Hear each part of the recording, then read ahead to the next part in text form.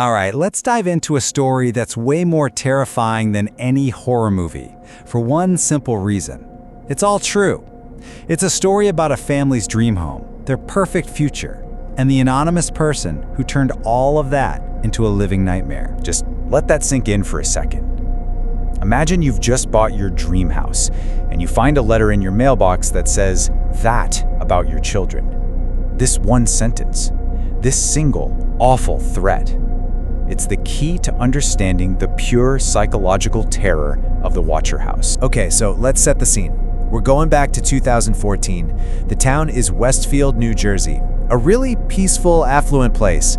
And for one family, they were right on the edge of making their biggest dream come true. And we're not talking about just any house. For Derek and Maria Broaddus, 657 Boulevard was the one.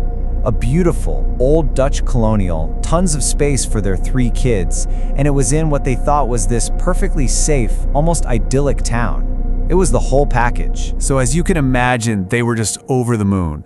They close the deal and they immediately start making plans for renovations, picturing their kids growing up there. You know, it was that time of pure excitement, just looking forward to this amazing new chapter. But that feeling, that excitement, it lasted for exactly 3 days. That's it. After just 3 days, their dreams started to sour and turn into a complete nightmare. And it all kicked off with something so normal, just a trip to the mailbox. That first letter, man, it set a terrifying stage for everything that was about to happen. This was not a prank. It was a dark, sinister claim from someone who believed the house was theirs and that they had been waiting. So Derek Broaddus is at the new house, checking on some work, and he finds it. Just the plain white envelope, no return address, and inside there's this typed letter, and its message is just deeply, deeply unsettling. I mean, right away, the writer's telling them this isn't random. It's presented like some kind of generational duty. The house wasn't just a building to them, it was this obsession. Something passed down from grandfather to father to now this person. And this is what made it feel so terrifyingly real. The Watcher knew things they just shouldn't have known. They mentioned the family's specific car. They knew contractors had just started working on the house. And the most horrifying part, they knew the Broadduses had kids, calling them young blood. And believe me, that first letter was only the beginning. More letters started showing up. And with each one, the writer's obsession with the house, and especially with the family's children, it just got more and more intense. The Watcher was personally offended, actually angry that the family was doing renovations. To them, the house was like this living thing that could be hurt. And the Broaddus family wasn't just moving in, they were, in the Watcher's mind, destroying something sacred. So, the Broaddus family did exactly what you or I would do. They went to the police right away. They put up security cameras. When that led nowhere, they hired their own private investigators. They even consulted former FBI profilers.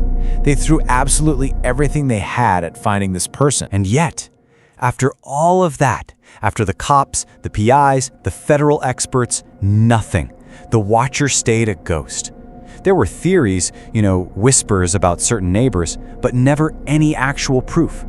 The family was totally and completely powerless. So in the end, this campaign of psychological terror, it worked. It was so effective, so bone-chillingly creepy, that the Broaddus family never spent a single night in their dream home. Not one. And this wasn't just some quick scare that went away. This was a 5-year nightmare. For years, they were trapped, paying a mortgage on a house they were terrified to live in, and they couldn't even sell it because the story had become this huge national news thing. So on top of the emotional trauma, which is just hard to even imagine, the financial hit was staggering. When they finally managed to sell the house in 2019, they lost around $400,000. The Watcher didn't just steal their peace, they stole their dream and a huge chunk of their life savings. So why does this story still get to us? Years after the letter stopped, why is it still so haunting? What is it about this particular case that gets so deep under our skin? I think this is really the heart of it. Fictional horror gives you a monster you can see, maybe one you can fight. The Watcher gives you something way scarier, an invisible human threat. There are no jump scares here, Just that slow, awful, creeping dread of being watched. And unlike a movie, there's no ending. The mystery just hangs there. Forever. The story's fame, of course, led to the Netflix show, which introduced it to a whole new audience. But for the real Broaddus family, that trauma is permanent. There's a new family in the house now, and so far they haven't reported getting any letters, but that just leaves you with an unsettling thought. Is the Watcher gone, or just waiting? And that leaves us with the one final, chilling question that will probably never, ever be answered. Who was the Watcher? A disgruntled neighbor? A former resident?